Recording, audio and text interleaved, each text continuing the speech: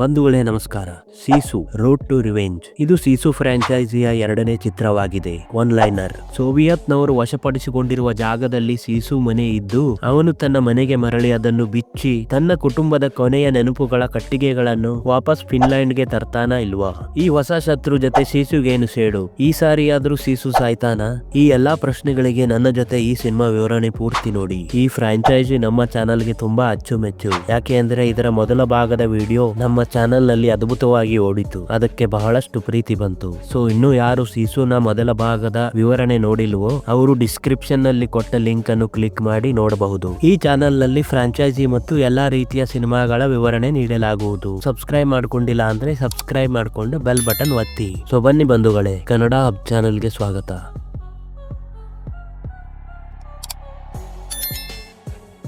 ನಮ್ಮ ಕತೆ ಅದೇ ವಿಶ್ವಯುದ್ಧ ಮುಗಿದ ನಂತರ ಶುರುವಾಗುತ್ತೆ. 1946ರಲ್ಲಿ ಸೋವಿಯತ್ನವರು ಅರ್ಧ ಫಿನ್ಲ್ಯಾಂಡ್ ಅನ್ನು ವಶಪಡಿಸಿಕೊಂಡಿರ್ತಾರೆ ಅಂತ ಹೇಳಲಾಗುತ್ತೆ. ಹೀಗಿರುವಾಗ ಸೀಸು ಮನೆ ಕೂಡ ಆ ಸೋವಿಯತ್ನವರ ಕಬ್ಜಾ ನೆಲದಲ್ಲಿರುತ್ತೆ.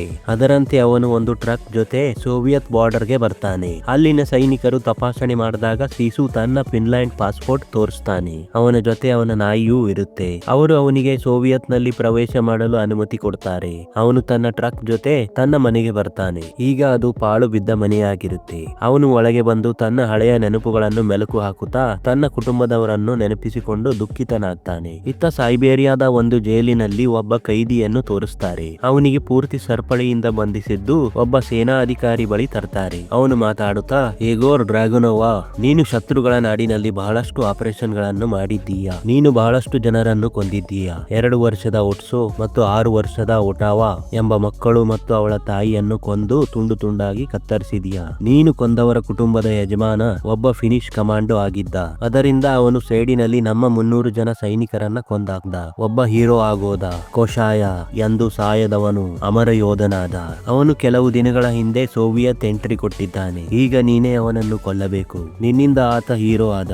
ಈಗ ನೀನು ಅವನನ್ನು ಕೊಂದು ಹೀರೋ ಆಗು ಅಂತ ಅವನಿಗೆ ಒಂದು ಮಿಷನ್ ಒಪ್ಪಿಸುತ್ತಾನೆ. ಇತ್ತ ಸೀಸು ತನ್ನ ಪೂರ್ತಿ ಮನೆ ಬಿಚ್ಚಿ ಅದರ ಕಂಬಗಳನ್ನ ತನ್ನ ಟ್ರಕ್ಗೆ ಏರಿಸ್ತಾನೆ ಮತ್ತು ತನ್ನ ಹಳೆಯ ನೆನಪುಗಳನ್ನೆಲ್ಲ ಸುಟ್ಟಾಕ್ತಾನೆ. ಅಲ್ಲಿಂದ ಫಿನ್ಲ್ಯಾಂಡ್ ಕಡೆಗೆ ಹೊರಡುತ್ತಾನೆ. ಹೀಗೆ ಅವನು ದಾರಿ ಮಧ್ಯೆ ಬರುತ್ತಿರುವಾಗ ಸೋವಿಯತ್ ಸೈನಿಕರು ಮುಂದಿನಿಂದ ಮತ್ತು ಹಿಂದಿನಿಂದ ಅಡ್ಡ ಹಾಕ್ತಾರೆ. ಒಬ್ಬ ಸೈನಿಕ ಬಂದು ಪಾಸ್ಪೋರ್ಟ್ ಕೇಳ್ತಾನೆ. ಹಿಂದಿನ ಕಾರ್ ನಲ್ಲಿ ಯೋಗೋರ್ ಕುಂತಿರ್ತಾನೆ. ಅವನು ಮಾತಾಡ್ತಾ, ನಮ್ಮ ಹೀರೋಗೆ ಉಳಿದಿರೋದು ಇವಷ್ಟೇ ನೆನಪುಗಳ ಅಂತ ಹೇಳಿ ಕೊಂದಾಕಲು ಆರ್ಡರ್ ಕೊಡ್ತಾನೆ. ಸೈನಿಕರನ್ನು ನೋಡಿ ಅವನಿಗೂ ಅರ್ಥವಾಗುತ್ತೆ. ಅವನು ತಯಾರಿರ್ತಾನೆ. ಸೈನಿಕ ಬೆಂಕಿ ಬಾಟಲಿ ಬಳಸಿ ಬರ್ತಿರ್ಬೇಕಾದ್ರೆ ಸೀಸು ಟ್ರಕ್ ಡೋರ್ ಓಪನ್ ಮಾಡಿ ಆ ಬೆಂಕಿ ಅವನ ಮೇಲೆ ಬೀಳಿಸ್ತಾನೆ ಮತ್ತು ತನ್ನ ಟ್ರಕ್ ಹಿಂದೆ ಇದ್ದ ಒಬ್ಬನನ್ನು ಫುಲ್ ರೇಸ್ ಹಾಕುವುದರ ಮೂಲಕ ಏಗೋರ್ ಕಾರ್ ಮೇಲೆ ತಳ್ತಾನೆ. ಇನ್ನೊಬ್ಬನನ್ನು ಟ್ರಕ್ ಒಳಗೆ ಎಳ್ಕೊಂಡು ವೇಗದಲ್ಲಿ ಮುನ್ನುಗ್ತಾನೆ. ಅವನ ಜೊತೆ ಇದ್ದ ಸೈನಿಕನ ಗನ್ ಬಳಸಿ ಅವನಿಂದಲೇ ಲೋಡ್ ಮಾಡಿಸ್ತಾನೆ. ಹಿಂದೆ ಶತ್ರುಗಳು ಬರ್ತಿರ್ತಾರೆ. ಸ್ವಲ್ಪ ದೂರ ಹೋದ ಮೇಲೆ ಟ್ರಕ್ ನಿಲ್ಲಿಸಿ ಆ ಸೈನಿಕನಿಗೆ ಡ್ರೈವಿಂಗ್ ಚೇರ್ ನಿಂದ ಇಳಿಸ್ತಾನೆ. ಸೈನಿಕರು ಅವನೇ ಅಂತ ತಿಳಿದು ಕೊಲ್ಲಾಕ್ತಾರೆ.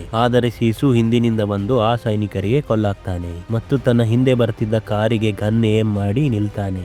ಏಗೋರ್ ಡ್ರೈವರ್ಗೆ ಅಳಗಾಡಬೇಡ ಅಂತ ಅಂದ್ರು ಅವನು ಗನ್ ತೆಗೆಯಲು ಹೋಗಿ ಸೀಸು ಕೈಯಿಂದ ಸಾಯ್ತಾನೆ. ಇದೇ ವೇಳೆ ಸೀಸು ಏಗೋರ್ ಒಬ್ಬರನ್ನೊಬ್ಬರು ನೋಡ್ಕೋತಾರೆ. ಇಬ್ಬರು ಮುಂದೆ ನೋಡ್ಕೋತೀನಿ ಅನ್ನೋ ತರ ಸುಮ್ಮನಾಗ್ತಾರೆ. ಸೀಸು ತನ್ನ ಟ್ರಕ್ ತಗೊಂಡು ಅಲ್ಲಿಂದ ಬರ್ತಾನೆ. ಏಗೋರ್ ಹಿಂದೆ ಸೈನಿಕರು ಬೈಕ್ ನಲ್ಲಿ ಬರುತ್ತಿರುವಾಗ ಅವರನ್ನು ಸೀಸು ಹಿಂದೆ ಕಳಿಸ್ತಾನೆ. ಅವನು ಅದೇ ಕಾರ್ ತಗೊಂಡು ಅವನ ಹಿಂದೆ ಬರ್ತಾನೆ. ಅವರೆಲ್ಲ ಟ್ರಕ್ ಫಾಲೋ ಮಾಡ್ತಾ ಅವನ ಮೇಲೆ ಅಟ್ಯಾಕ್ ಮಾಡ್ತಾ ಬರ್ತಿರ್ತಾರೆ. ಒಬ್ಬ ಬೈಕರ್ ಅವನ ಟ್ರಕ್ ಏರಿದಾಗ ಸೀಸು ಬ್ರೇಕ್ ಹಚ್ಚುವುದರ ಮೂಲಕ ಅವನಿಗೆ ಮುಂದೆ ತಳ್ತಾನೆ ಮತ್ತು ಅವನಿಗೆ ಕೆಳಗೆ ಬೀಳಿಸ್ತಾನೆ. ಹೀಗೆ ಮತ್ತೆ ಇನ್ನೊಬ್ಬ ಟ್ರಕ್ ಮೂಲಕ ಒಳಗೆ ಬರ್ತಾನೆ. ಸೀಸುಗೆ ಬೀಳಿಸಿ ಡ್ರೈವಿಂಗ್ ಮಾಡಲಾರಂಭಿಸಿದಾಗ ಸೀಸು ಪಕ್ಕದಲ್ಲಿ ಬರ್ತಿದ್ದ ಬೈಕರ್ ಬೈಕ್ ಅನ್ನು ಸ್ಫೋಟಿಸುತ್ತಾನೆ ಮತ್ತು ಅವನನ್ನ ಹಗ್ಗದಿಂದ ಕಟ್ಟಾಕಿ ಅವನನ್ನ ಕತ್ತರಿಸ್ತಾನೆ. ಏಗೋರ್ ಇದನ್ನೆಲ್ಲ ನೋಡಿ ಅವನ ಟ್ರಕ್ ಮೇಲೆ ಬೆಂಕಿ ಬಾಟಲ್ ಗಳನ್ನ ಹಾಕ್ತಾನೆ. ಆಗ ಸೀಸು ಆ ಸೈನಿಕನ ಹೆಣವನ್ನು ಏಗೋರ್ ಕಾರ್ ಮೇಲೆ ಬಾಂಬ್ಗಳ ಜೊತೆ ತಳ್ಳಿ ಸ್ಫೋಟಿಸುತ್ತಾನೆ ಮತ್ತು ಅವನು ಟ್ರಕ್ ಅನ್ನು ಕಾಡಿನ ಮಧ್ಯೆ ಬಳ್ಳಿಗಳ ಮೂಲಕ ಬೆಂಕಿ ನಂದಿಸುತ್ತಾನೆ. ಸ್ವಲ್ಪ ದೂರ ಬಂದು ಉಳಿದ ಬೆಂಕಿ ನಂದಿಸಿ ನಾಯಿಗೆ ನೀರು ಕೊಟ್ಟು ವಿಶ್ರಾಂತಿ ಪಡೆಯುವ ಸಮಯ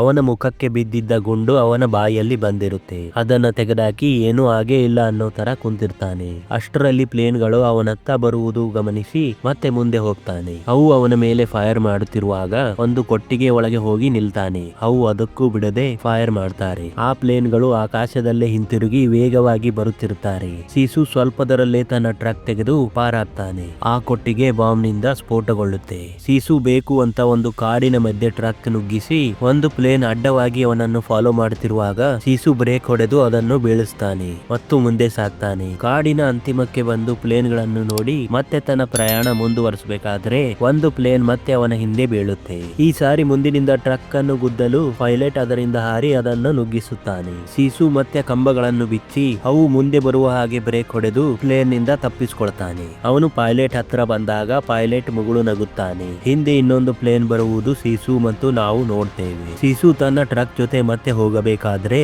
ಆ ಪ್ಲೇನ್ ಮತ್ತೆ ಬಾಂಬ್ ಗಳನ್ನ ಹಾರಿಸುವ ಮೂಲಕ ಸೀಸು ಟ್ರಕ್ ಅನ್ನು ಸಮುದ್ರಕ್ಕೆ ಹಾಕ್ತಾನೆ. ನೀರಿನೊಳಗೆ ನಾಯಿಗೆ ಹೇಗೋ ಕಾಪಾಡಿ ತನ್ನ ನೆನಪುಗಳ ಕಟ್ಟಿಗೆ ಕತ್ತುಗಳನ್ನು ಬಿಚ್ಚುತ್ತಾನೆ. ಅವು ತೇಲಾಡೋಕೆ ಶುರು ಮಾಡ್ತಾವೆ. ಸೀಸು ಕೂಡ ಅವುಗಳ ಜೊತೆ ತೇಲಾಡ್ತಾ ನೀರಿನ ಹೊರಗೆ ಬರ್ತಾನೆ, ಜೊತೆಗೆ ನಾಯಿ ಕೂಡ. ಇತ್ತ ಏಗೋರ್ ಇನ್ನೂ ಬದುಕಿದ್ದು ಸೀಸು ಬಗ್ಗೆ ಸೈನಿಕರಿಗೆ ಕೇಳ್ತಾನೆ. ಅವರು ಇಲ್ಲಿ ಏನೂ ಇಲ್ಲ ಅಂದಾಗ ನನ್ನ ಮಗ ಮತ್ತೆ ಬದುಕದ, ಮನೆಗೆ ಹೊರಟಿರ್ಬೇಕು ಅಂತಾನೆ. ಇತ್ತ ಸೀಸು ತನ್ನ ಕಂಬಗಳ ಜೊತೆ ತೇಲ್ತಾ ದಡಕ್ಕೆ ಬರ್ತಾನೆ. ಅವನಿಗೆ ಒಂದು ಟ್ಯಾಂಕ್ ಸಿಗುತ್ತೆ.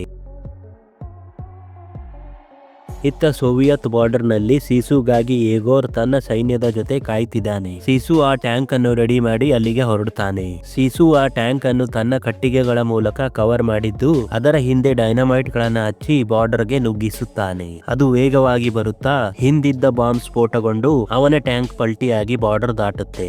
ಅದರಿಂದ ಅವನಿಗೂ ಬಹಳ ಗಾಯಗಳಾಗಿದ್ದು ತನ್ನ ಚಾಕುವಿನ ಮುಂದಿನ ಭಾಗ ಮುರಿತಾನೆ. ಅದು ಮುಂದೆ ಅರ್ಥವಾಗುತ್ತೆ. ಅವನು ನೆರಳಾಡ್ತಾ ಕೆಳಗೆ ಬೀಳ್ತಾನೆ. ಅವನ ನಾಯಿ ಕೂಡ ಓಡೋಗುತ್ತೆ. ಏಗೋರ್ ಅವನ ಬಳಿ ಬಂದು ಇನ್ನೇನು ಕೊಲ್ಲಬೇಕು ಅನ್ನುವಷ್ಟರಲ್ಲಿ ಸೇನಾ ಮೇಲಾಧಿಕಾರಿಗಳು ಅವನು ನಮಗೆ ಜೀವಂತ ಬೇಕು ಅಂತಾರೆ. ಏಗೋರ್ ಅವನಿಗೆ ಎಳ್ಕೊಂಡು ಬಂದು ಸ್ಮಶಾನವೇ ಈಗ ನಿನ್ನ ಮನೆ ಎಂದು ಹೊಡಿತಾನೆ. ಅವನಿಗೆ ಬಿಸಿ ಕರೆಂಟ್ ತಾರಿನ ಮೂಲಕ ಚಿತ್ರಹಿಂಸೆ ಸೈನಿಕರು ಕೊಡುತ್ತಿರ್ತಾರೆ. ಆದರೂ ಅವನು ಉಫ್ ಅನ್ನಲ್ಲ. ಏಗೋರ್ ಅಲ್ಲಿಗೆ ಬಂದು ನಾನು ಎಷ್ಟೋ ಹೆಣ್ಣು ಮಕ್ಕಳನ್ನ ಕೊಂದಾಕಿದ್ದೀನಿ, ಆದರೆ ಅವರ ಮುಖ ನನಗೆ ನೆನಪಿಲ್ಲ, ಒಂದು ಕುಟುಂಬವನ್ನು ಬಿಟ್ಟು. ಆ ಹುಡುಗ ತನ್ನ ಕುಟುಂಬವನ್ನು ರಕ್ಷಿಸಲು ನನ್ನ ಕಣ್ಣಿಗೆ ಚಾಕು ಹಾಕದ. ಅವನು ತನ್ನ ಶಕ್ತಿ ಮೀರಿ ಪ್ರಯತ್ನ ಪಟ್ಟ ತನ್ನ ತಾಯಿ ಮತ್ತು ತಮ್ಮನಿಗೆ ಕಾಪಾಡಲು. ನಾನು ಅವರೆಲ್ಲರನ್ನ ಕೊಂದು ತುಂಡು ತುಂಡಾಗಿ ಕತ್ತರಿಸಿ ಬೀದಿ ನಾಯಿಗಳಿಗೆ ಹಾಕದೆ. ನಿನ್ನೊಳಗಿನ ಸೇಡಿನ ಬೆಂಕಿಗೆ ನಾನೇ ಕಾರಣ, ಆದರೆ ನೀನು ಈಗ ಏನು ಮಾಡೋಕ್ಕಾಗಲ್ಲ. ನೀನು ಸೈಬೀರಿಯಾಗೆ ಹೋಗುತ್ತಿದ್ದೀಯಾ, ಅಲ್ಲಿ ನಿನ್ನ ಹೀರೋ ಕಥೆಗಳನ್ನ ಯಾರೂ ಕೇಳಲ್ಲ ಅಂತ ಅಂದು ಅಲ್ಲಿಂದ ಹೋಗ್ತಾನೆ. ಅವನ ಮಾತಿನಿಂದ ಸೀಸುಗೆ ಕ್ರೋಧದಿಂದ ತನ್ನ ಒಳಗಿದ್ದ ಎಲ್ಲಾ ಶಕ್ತಿಯನ್ನು ಬಳಸಿ ತನ್ನ ಕಾಲುಗಳನ್ನು ರೂಫ್ಗೆ ಹಚ್ಚಿ ಕಟ್ಟಿದ ಹಗ್ಗವನ್ನು ಎಳ್ಕೊಂಡು ಕಿತ್ತಾಕ್ತಾನೆ. ಕೆಳಗೆ ಬಿದ್ದಾಗ ತನ್ನ ಚೂರಿಯನ್ನು ತೊಡೆಯಿಂದ ತೆಗಿತಾನೆ. ಆ ಟ್ಯಾಂಕ್ ನಲ್ಲಿ ತೊಡೆಯಲ್ಲಿ ಬಚ್ಚಿಟ್ಟಿರ್ತಾನೆ. ಸೈನಿಕರು ಭಯದಲ್ಲೇ ಲಾಕ್ ಓಪನ್ ಮಾಡ್ತಾರೆ. ಒಬ್ಬ ಸೈನಿಕ ಒಳಗೆ ಬರ್ತಾನೆ. ಹೀಗಿರುವಾಗ ಹೊರಗಿನ ಸೈನಿಕನಿಗೆ ಗನ್ ಫೈರ್ ಸೌಂಡ್ ಕೇಳಿಸುತ್ತೆ. ಅವನು ಡೋರ್ ತೆಗೆದಾಗ ಸೀಸು ಆ ಸೈನಿಕನಿಗೆ ಅರ್ಧ ಸೀಳಿರ್ತಾನೆ. ಅವನು ರಕ್ತದ ಮೈಯಲ್ಲಿ ಕ್ರೋಧದಿಂದ ನೋಡ್ತಾನೆ. ಇತ್ತ ಏಗೋರ್ ಮೇಲಾಧಿಕಾರಿಗಳಿಗೆ ನನಗೆ ನನ್ನ ಹಣ ಕೊಟ್ರೆ ನಾನು ಇಲ್ಲಿಂದ ಹೋಗುವೆ ಅಂತ ಹೇಳ್ತಾನೆ. ಅದಕ್ಕೆ ಅವರು ಮೊದಲು ಎಂಜಾಯ್ ಮಾಡು ಅಂತ ಹೇಳ್ತಾರೆ. ಆಗ ಅವನಿಗೂ ಅರ್ಥವಾಗುತ್ತೆ ಇವರು ನನಗೂ ಬಿಡಲ್ಲ ಅಂತ.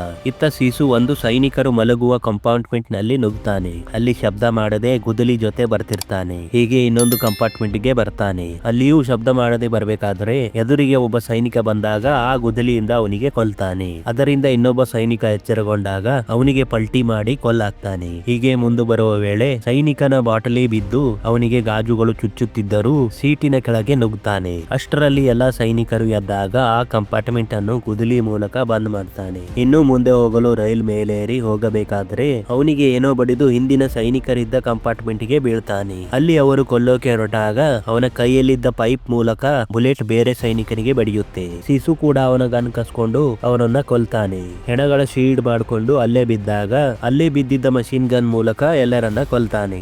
ಏಗೋರ್ಗೆ ಅಲ್ಲಿ ಆಗುತ್ತಿದ್ದ ಶಬ್ದ ಗಮನಿಸಿ ಕೊನೆಯ ಬೋಗಿ ಹತ್ರ ಬಂದು ನೋಡ್ತಾನೆ. ಅವನು ಏದಿಸಿರು ಬಿಟ್ಟು ಆ ಕಂಪಾರ್ಟ್ಮೆಂಟ್ ಗಳು ಬೇರೆ ಪಡಿಸ್ತಾನೆ. ಸೀಸು ಇದ್ದ ಕಂಪಾರ್ಟ್ಮೆಂಟ್ ಅಲ್ಲೇ ನಿಂತು ಹೋಗುತ್ತೆ. ಆಗ ಸೀಸು ಸೀಸು ಆ ಕೊನೆಯ ಬೋಗಿಯಲ್ಲಿ ಇಟ್ಟಿದ್ದ ಒಂದು ವಸ್ತುವಿನ ಮುಚ್ಚಳ ತೆಗೆದಾಗ ಅದು ಒಂದು ರಾಕೆಟ್ ಬಾಂಬ್ ಆಗಿರುತ್ತೆ. ಇತ್ತ ಏಗೋರ್ ಎಲ್ಲಾ ಅಧಿಕಾರಿಗಳನ್ನು ಕೊಲ್ತಾನೆ. ಮೇಲಾಧಿಕಾರಿ ಹಣ ಕೊಡೋಕೆ ಮುಂದಾಗ್ತಾನೆ, ಆದರೆ ಏಗೋರ್ ಅವನನ್ನು ಕೊಂದಾಗ್ತಾನೆ. ಇತ್ತ ಮಲಗಿದ್ದ ಸೈನಿಕರು ಅಲ್ಲಿಗೆ ಬರ್ತಾರೆ. ಅವ್ರು ಏನಾಗ್ತಿದೆ ಅಂತ ನೋಡಿದ್ರೆ ರಾಕೆಟ್ ಆನ್ ಮಾಡಿ ಸೀಸು ಮುಂದೆ ಸಾಗ್ತಾನೆ. ಅತಿ ವೇಗವಾಗಿ ಆ ಟ್ರೈನ್ಗೆ ಗುದ್ದಿ ಸೀಸು ಡೈರೆಕ್ಟ್ ಏಗೋರ್ ಮೈ ಮೇಲೆ ಬೀಳ್ತಾನೆ. ಇಬ್ಬರ ನಡುವೆ ಫೈಟ್ ಜರುಗುತ್ತೆ. ಸೀಸು ಫೋರ್ಕ್ ನಿಂದ ಹಲ್ಲೆ ಮಾಡಿದ್ರೆ ಏಗೋರ್ ಅದರಿಂದಲೇ ಅವನಿಗೆ ಚುಚ್ಚುತ್ತಾನೆ. ಕೊನೆಗೆ ಏಗೋರ್ ಅವನಿಗೆ ರಾಡ್ ನಿಂದ ಹೊಡೆದು ಪೂರ್ತಿ ರಕ್ತಪಾತ ಎಬ್ಬಿಸ್ತಾನೆ ಮತ್ತು ಸೀಸುಗೆ ಇದುವೇ ನಿನ್ನ ಸೇಡಾಗಿತ್ತ, ನಾನೇನೋ ಬೇರೆನೆ ಅನ್ಕೊಂಡಿದ್ದೆ ಅಂತ ಹೇಳಿ ಸಲಿಕೆಯಿಂದ ಕೊನೆಯ ಏಟು ಹಾಕ್ತಾನೆ. ಸೀಸು ಒದ್ದಾಡ್ತಾ ಆ ರಾಕೆಟ್ ಹತ್ರ ಬಂದು ಕೂಡ್ತಾನೆ. ಆಗ ಏಗೋರ್ ಅವನ ಕೊನೆಯ ಆಸೆ ಕೇಳಿದಾಗ ಸೀಸು ಬೂಮ್ ಅಂತಾನೆ ಮತ್ತು ರಾಕೆಟ್ ನ ನಟ್ಟು ಬೋಲ್ಟ್ ಗಳನ್ನ ಬಿಚ್ಚಿಡ್ತಾನೆ. ಆ ರಾಕೆಟ್ ಏಗೋರ್ ಹಿಂದೆ ನುಗ್ಗುತ್ತಾ ಬರುತ್ತೆ. ಕೊನೆಗೆ ಅವನ ಮುಖದ ಸಮೀಪ ಬಂದು ನಿಲ್ಲುತ್ತೆ. ಅದು ಮತ್ತೆ ಸ್ಟಾರ್ಟ್ ಆಗಿ ಅವನ ತಲೆ ಸೀಳಿ ಸ್ಫೋಟಗೊಳ್ಳುತ್ತೆ. ಅದರಲ್ಲಿದ್ದ ಪಾಸ್ಪೋರ್ಟ್ ಹಾರುತ್ತಾ ಸೀಸು ಬಳಿ ಬಂದು ಬೀಳುತ್ತೆ. ಸೀಸು ಬಾರ್ಡರ್ ಫಿನಿಶ್ ಬಳಿ ತನ್ನ ಕಟ್ಟಿಗೆಗಳ ಜೊತೆ ಪಂಪ್ ಮಾಡುವ ಟ್ರೈನ್ ಮೂಲಕ ಬರ್ತಾನೆ. ಅಲ್ಲಿದ್ದ ಸೈನಿಕರಿಗೆ ತನ್ನ ಪಾಸ್ಪೋರ್ಟ್ ತೋರಿಸ್ತಾನೆ. ಆ ಸೈನಿಕ ಅದನ್ನು ನೋಡಿ ಸೀಸುಗೆ ಸಲ್ಯೂಟ್ ಹೊಡಿತಾನೆ. ಸೀಸು ಫಿನ್ಲ್ಯಾಂಡ್ ನಲ್ಲಿ ಬಹುದೂರ ತನ್ನ ಹೊಸ ಮನೆ ಕಟ್ತಿರ್ತಾನೆ. ಅವನ ನಾಯಿ ಕೂಡ ಅವನ ಜೊತೆ ಇರುತ್ತೆ, ಹೇಗೋ ಗೊತ್ತಿಲ್ಲ. ಹೀಗಿರುವಾಗ ಅವನ ಬಳಿ ಕೆಲವು ಜನ ಬರ್ತಾರೆ. ಸೀಸು ಶತ್ರುಗಳು ಇರಬಹುದು ಅಂತ ತಿಳಿದು ತನ್ನ ಗುದಿಲಿ ಎತ್ಕೊಂಡು ನಿಲ್ತಾನೆ. ಅವರು ಸನಿಹಕ್ಕೆ ಬಂದು ನಾವು ಏನಾದ್ರೂ ಹೆಲ್ಪ್ ಮಾಡಬಹುದಾ ಅಂತ ಕೇಳ್ತಾರೆ. ಸೀಸು ಆ ಮಾತಿನಿಂದ ಭಾವುಕನಾದಾಗ ಅವರಲ್ಲೊಬ್ಬ ನೀನೇನು ಹೇಳ್ಬೇಡ ಅಂತ ಅವನ ಮನೆ ಕಟ್ಟೋಕೆ ಶುರು ಮಾಡ್ತಾರೆ. ಎಲ್ಲರೂ ಸೇರಿ ಸೀಸು ಹೊಸ ಮನೆ ಕಟ್ತಾರೆ. ಅಲ್ಲಿಗೆ ನಮ್ಮ ಸಿನಿಮಾ ಮುಕ್ತಾಯವಾಗುತ್ತೆ.